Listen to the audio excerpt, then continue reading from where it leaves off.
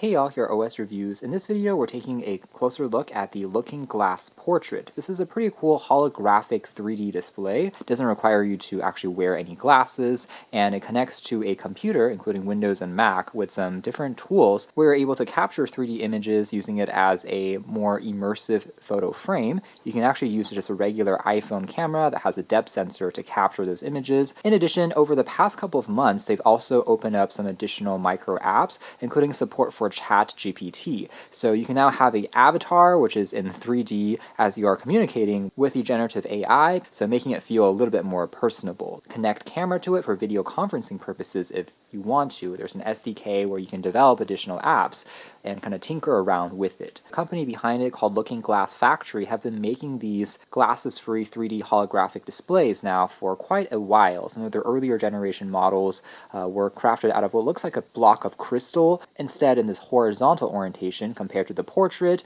is now in that kind of vertical orientation, but they operate in a pretty similar way. And for a rather interesting piece of technology, I'm kind of surprised that there's not that much coverage on YouTube and other media outlets. That is, aside from Adam Savage's Tested, as well as Linus that did a hands-on, it seems like there's a surprisingly small amount of other content creators that are taking a closer look at this, finding out if it's any good. I will mention that the company has technically come out with a next generation variant called the Looking Glass Go, and as a result, the portrait is no longer officially available on their website, but you can still find them pretty readily on platforms like eBay, usually going for around $150 to $200. So as a digital photo frame, yes, that's still a bit pricey, but being an early developer, it is what it is. And the newer gen Glass Go, I would say the biggest difference would be no longer has kind of a depth to the display stack of the frame. So it now looks like just a regular phone screen or tablet screen, which is pretty slim, but when it's turned on, you're still supposedly getting that 3D holographic effect,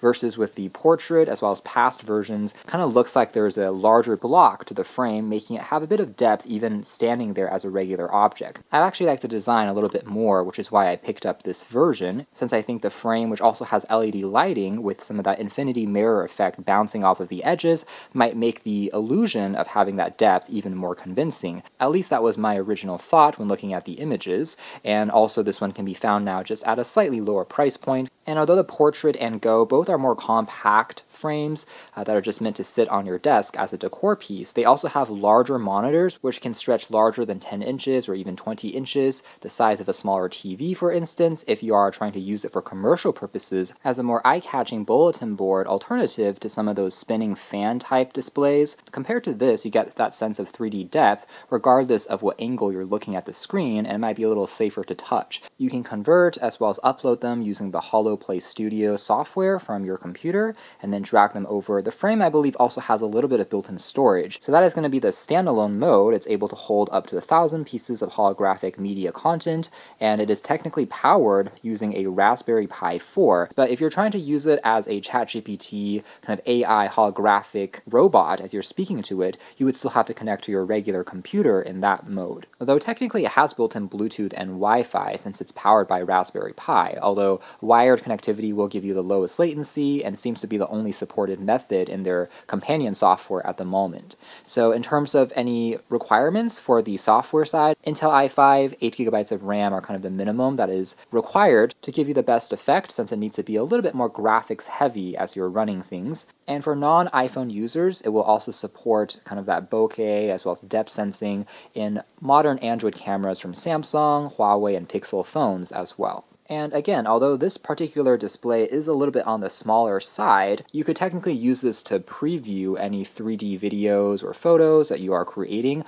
or if you're trying to print out 3D objects, this could be a nice preview before 3D printing as well, since you're actually seeing it in front of you. So they're calling this a volumetric display. It's kind of similar to the Red Hydrogen 1 Android smartphone, if you guys remember that, and I guess in a way also similar to the Nintendo 3DS, which is another example of a glasses-free 3D display, but this should supposedly take that to the next level, because on those devices, you were more limited in terms of your field of view. If you started tilting your head around, it looks like the illusion got broken quite quickly. Looking Glass Factory claims that they have more planes to their volumetric display. So as you are moving around looking at it from different angles, you can have crowds of people peering at the screen, and you can still get that effect. Plus, if you are tilting the display around in front of you, it looks like a slightly smoother transition, almost like you're looking at a physical object in front of you, versus the 3DS as well as the red hydrogen one had a very abrupt transition. They have quote-unquote 45 to 100 views on the screen, or kind of planes. Obviously, compared to a real object that we have in the physical space, you could technically get infinite views, or slices, because you can tilt it at extremely minute angles, versus with these displays, I guess one challenge is the more views that you're introducing, it might be further also reducing the resolution of the screen. So there's kind of a trade-off between sharpness versus having a more convincing 3D effect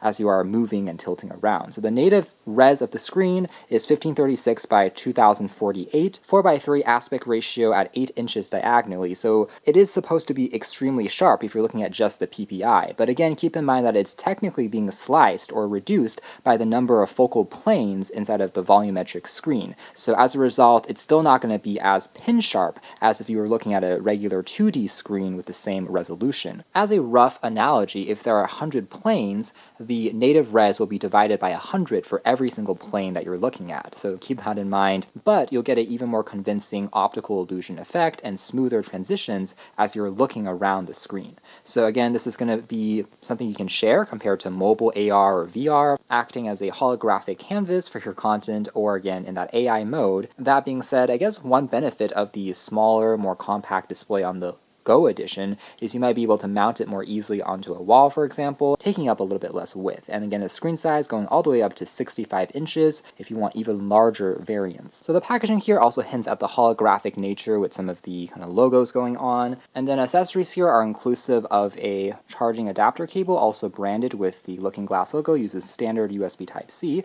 There's also kind of a holographic sticker with the Looking Glass factory logo as well. The packaging here is done in a pretty thoughtful way, almost looks like a retro Windows 98 computer there, as well as some quick user guide. You'll also find two cables, one which is a USB Type-C to Type-C for power, as well as another HDMI cable for video signal, and of course we have the frame itself. And if we look a little bit more closely, interestingly enough, on the Looking Glass portrait, it actually is kind of a concave design, where there's nothing covering on top. Instead, the four edges are treated with this very shiny, reflective mirror-like finish that kind of adds to the optical illusion effect with the LEDs kind of bouncing around, but technically you can kind of reach inside and touch the screen. Maybe if they put another layer of plastic on top that would prevent any dust from accumulating, easier to wipe down, but that could also decrease the sharpness of the screen, so they went with this approach, compared to some of their earlier generation screens which were physically popping out. So slightly different manufacturing process versus, again, the newest Portrait Go. Now gets rid of any of that frame at all. It's just a simple display without any of the reflective mirrors. Now located on the right-hand spine, you find access to some power keys as well as kind of a play-pause button. So if you're looping through a video, you can pause it onto a specific frame, as well as switch up and down through the carousel of additional files that you have on the frame's memory. These are touch-sensitive keys, which are capacitive.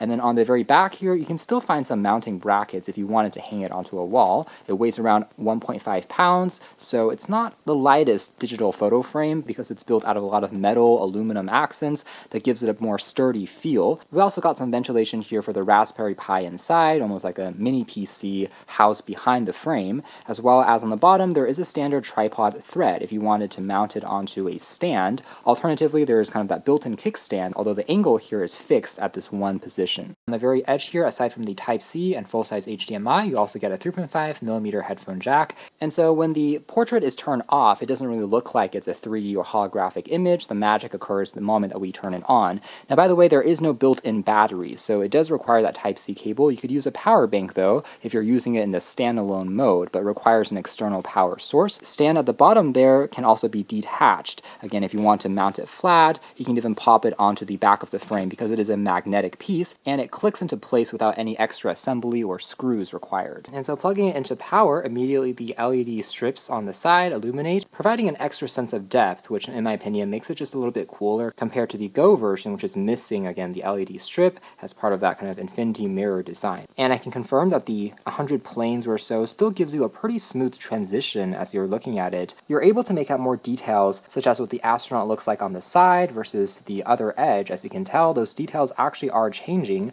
as you are tilting and looking around this figure. So it's not like it's popping out only at this one particular fixed angle, but as you are peering at different perspectives, what you see also changes. That being said, two slight cons I can notice immediately would be one, because it is being divided by 100 different planes. Again, even though it's a very sharp 8-inch screen looking at just the PPI, you can still notice a little bit of fuzziness because it has to be splitting it across all of those different layers. So it's not going to be, again, pin sharp if you are pixel peeping. That being said, the holographic kind of 3D impact of having this guy almost stuck in a little frame there, I think is still quite cool. And again, the controls on the side, which are touch sensitive, also illuminate when being touched, which is pretty neat and seem to be responsive enough. The second slight con though would be, it seems like if you are tilting it at really extreme angles, like around 180, you can see how the colors will start to wash out a little bit, becoming almost black-ish. It seems like the best viewing experience, the 60-degree range, and from here you're able to find, again, the 100 different levels as you are tilting it around. Not bad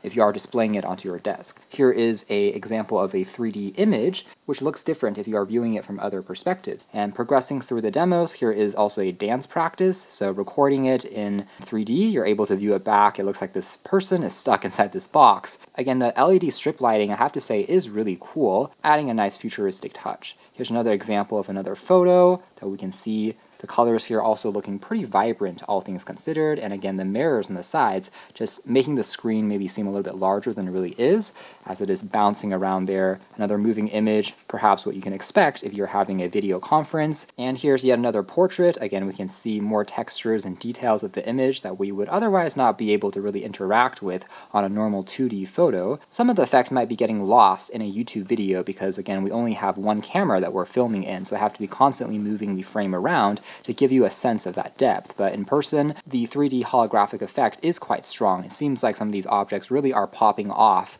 in front of you, and I have to say it's done definitely better compared to past 3D displays I've seen. TVs, as well as, again, the red hydrogen one, all had not as many focal planes. Again, the glittering patterns of the skateboard also really changing there in front of you. Looks like it's a real object that you can just reach in and grab. And this next one here, which is an aquarium demo, is also very cool. Just kind of a looping example that you can also play and pause, observe the little fish that's floating around here. It almost feels like it is a real aquarium. Next one here is going to be just a few more examples of other kind of pet animals that you can place into the frame as well. And for 3D images that you're taking aside from a person's face, again, examples like this show how it works best if you have multiple layers of depth in your shots. So as you're composing it, you want something ideally in front versus in the back. And so when you're looking at it in a perspective like this, it becomes even more immersive. Here's another instance of a frog really coming up close here. And also this one here of a bee, I have to say, is also perhaps one of my favorites in just how real it looks. It's almost like there is this specimen in a lab, perhaps, that someone has mounted into a block of crystal or ice, and you're just looking at it from various angles and perspectives. Again, that sense of depth is pretty crazy. This is a close-up shot of really the hairs and fibers of that same bee, also looking quite cool. This one here is a demo of a running chicken, so some memes or GIFs that you can try out. This one here seems to be a robotic mecha-inspired design. And then this one here is also a pretty neat artsy demo of various balloons that are getting squished inside of a box as it just kind of moves around. Again, you're able to pause it at any specific frame, and giving us a pretty convincing effect. Now, it doesn't have an accelerometer or motion sensor on its own though, so it really is just a display with a small computer attached. So for things like gesture control, if you want to kind of reach in and interact with your fingers, or again, if you're trying to video conference, you would have to connect some external peripherals. But the Looking Glass factory has made this compatible with existing tools, including the Leap Motion controller that we also checked out many years ago. It's another kind of development tool at this point in time using infrared cameras. It can detect where your fingers are, and you can use gesture control to navigate around a computer instead of actually touching on the screen or using your mouse. So you can actually use this in conjunction with the frame to also interact in space, almost like it's stepped out of a sci-fi film. In fact, here's kind of an anime character also stuck in this box. And speaking of anime, I believe there's another company that is also making these volumetric holographic screens based out of Japan that has a pretty similar concept, which is called the Gate Box. So it's in this kind of round sphere instead, providing what is essentially a virtual assistant kind of living in that 3D display. However, my understanding is those are usually 2 or 3 times the price because they often come with official anime licensing, and you can only have the anime character to interact with, though it does have a built-in speaker of its own compared to the Looking Glass, which is just a display and you have to plug in your own headphones or speakers. However, the benefit here is you can use it for so much more than only a character. Again, you have that capability with the ChatGPT AI agent that it now supports, but you can also, again, use it as a photo frame, previewing 3D CAD images before you're printing them out, so it can be not only just a assistant, but various other creative purposes, feeling a little bit more open source, or at least being able to tinker with it more easily compared to some of those pre-built options. So I think it might actually be a slightly better value and more interesting in that way. Here's an example of a 3D map of a volcano that really looks like it's popping out in front of you, and a few other instances, including some marbles. As you're tilting around, you can see how the ball here also is changing, and it looks like it is living actually within the box or frame. Here's another one that was created by a Japanese 3D special effect artist. So it is a render of this quickly moving kind of tangle of hair that is dancing along in the box. Also is pretty convincing with all the shadows, looking great as just a desk decor piece. So some would argue that something like this might be a little bit gimmicky, but ultimately it's still extremely cool in my opinion, and definitely an interesting use of this volumetric display tech. But again, depending on your workflow, if you are a 3D artist, it can actually be a useful tool as well. Here is kind of a tunnel into the clouds. You can see the sunrise as it loops through other weather conditions. And now looping through again back into the astronaut figure that we started with. Alright, so plugging it into a computer, the first thing that you'll notice is that it's going to be recognized as an external display, similar to a portable monitor. We can see all the Windows icons down below. And so if we start our demo using that ChatGPT functionality, you can click on an application here called Liteforms, which by the way you can download from their website. They have a pretty robust Looking Glass documentation, so if you are into development as well, creating other programs of your own, you're able to leverage some of these resources. Functionality like the 3D slicer, explaining how it works, as well as all the companion software can be found here. And specifically, Liteforms is their ChatGPT holographic conversational character. As you can tell there, you can pick between 3 different avatars, so you can be talking to kind of a rabbit versus a robot, as well as this bear figure, it seems. And all of these characters have different personalities as well. Like the first one here is quote-unquote very online, and her responses are going to be in this particular style, knowing the responses to anime, for instance, and other online memes. The second one, which is that android character or robot, is a southern humored android with a taste for banter and desire for connection. Might be a little bit more geeky in its responses. And then the Uncle Rabbit is a carrot-loving bunny friend who won't stop talking about carrots. And it can generate haikus and also knowledge about science fiction stories. So they have slightly different personalities to each of these. And then just opening up the application, you can tell that the window here is in this 4x3 box because it's designed to run inside of the Looking Glass, but you may have to kind of drag it over yourself, and then it will rescale into the size of the display here. So I guess you could say it's a little janky in the sense that you do have to kind of rescale the windows. Instead of being automatically recognized, you're just rescaling the size of the app to fit within the screen. But again, dragging it over, it does technically function. Again, you can plug in your own headphones. You do need a microphone though to talk to it. It's using just voice input as it is replying back to you. A pretty cute figure that is again in this holographic shape as you are chatting with ChatGPT. What's the weather today? Weather today? Feel the breeze. Oh wait, I'm holographic. Silly me. Hello, who are you? Hey there. I love tech so much that my Alexa sometimes gets jealous of my closet's LED lights. Create a poem about science fiction. In a galaxy where starships and cowboys ride, rusty gears turn with such grace. In space towns, life's a shootout pace. So on and so forth. So you get the idea. They're all pretty cute and just makes the actual ChatGPT AI inside feel a little bit more realistic. The application even allows you to create your own light form if you don't like the 3 examples shown here. And under more advanced settings, you can trigger this to automatically launch whenever the device gets plugged in. Alternatively, you can also take a look at how much is left in your current session or quota under the free membership tier. So of course you can upgrade and pay a little bit more of a monthly subscription if you want to converse with the AI chatbot there for hours and hours, very similar to other ChatGPT powered devices that are using the service behind the scenes. You're essentially allocated certain tokens, and if you go over that threshold, then you have to get a more premium membership. So just something to keep in mind. Although for shorter sessions, you might be all right with just a trial or free variant. Now, the other tools here include the Looking Glass Studio software, allows you to drag and drop files, and they just call these as holograms, and it supports various formats including JPEG, MP4, so on and so forth. And the moment that you click on any of these files, you can see that it just pretty much instantly gets pushed over to the frame. So on this particular app, it is recognized as just a digital frame without requiring you to drag anything over to the screen itself, feeling a bit more polished. And on these images, you can also adjust properties such as cropping it, as well as looping it, and also then, of course, syncing it onto the built-in storage of the Raspberry Pi behind the Looking Glass. So I'd argue that the Studio app, as well as kind of the Liteforms ChatGPT app, might be the two casual consumers would probably use the most. Other tools, which are catered a little bit more towards development, require a bit more tinkering, but there's another one here called the Glass Bridge software. So if you want to create apps powered by Blender, Unity, Unreal Engine, or WebXR, you're able to kind of program and create projects using this particular software that will recognize the frame. Yet another software function is called Looking Glass Blocks. So this is an interesting way to save and publish your 3D images onto the internet. If you have a blog, for example, you can share these results and again interact with it just by using your mouse, or you can cast the screen over onto the display. So this makes it possible to share holograms and 3D images using just the web browser for other folks that may not have the Looking Glass, or if you want to find more content created by others to download.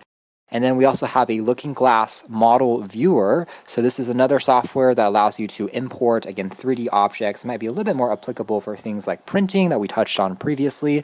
So you're able to rescale the size, manipulate, drag it around, and see the object there in space. Some of the more technical specifics of how the display there works is also explained on their blog here as well, including all of their creator tools, as well as ways to convert your images over to, again, 3D. So on and so forth. It's also pretty cool in this particular diagram because you can see how, based on the number of planes or perspectives, again up to 100, it is slicing the image into these multiple views. One thing to flag, however, is their mobile application seems to be only compatible with their newest generation Looking Glass Go. So at the moment, this is not going to be a function that you can leverage for the Looking Glass Portrait or any of their other spatial displays. Again, since the Raspberry Pi hardware technically has Wi-Fi and Bluetooth, it will be really nice if they updated their software to also support their past displays as well. But that is one feature that seems to be locked, perhaps purposefully, for their latest gen display at the moment. From a functionality perspective, it's very similar to what we already saw using the desktop software. You're able to transfer those files over to the frame, but that wireless capability just adds a bit more convenience just by doing it on your phone instead. So there we have it. That's just a closer look at the Looking Glass Portrait. I still think the concept and hardware here is really unique for folks that do a lot of 3D modeling, can actually come in handy. Again, the holographic effect is really not bad because of the 100 focal planes, which by the way hasn't really changed even on their other displays, until the cost of 8K or even higher resolution, smaller screens come down, which it may not really do so in the near future. This is probably the best that we can expect at a reasonable price point, since the supply and demand just isn't that high. But all in all, I have to say that the overall hardware, as well as again the effect, is still quite good from a depth perspective. And I do really like the edge lighting of kind of the mirrored effect they have going on with the portrait, which is kind of a shame that this part was eliminated on the newer Go version. And by the way, the LED lighting on the exterior of the frame can also be dimmed. So it is something that you can turn completely off, as you can tell, making it more of a frameless effect, as well as something that you can turn on. This is the brightest one that we saw earlier, or again, making it a little bit softer. Ultimately, I still think there's a lot of potential here, and it is a very cool piece of tech from a hardware and engineering perspective. So you can check out more details if you are interested in the links down below. For now, that's been our video. Thanks for watching here at OS Reviews, just putting a spotlight on a pretty cool futuristic digital frame that I think might be a little bit underrated or perhaps not on your radar previously. That has been the Looking Glass Portrait.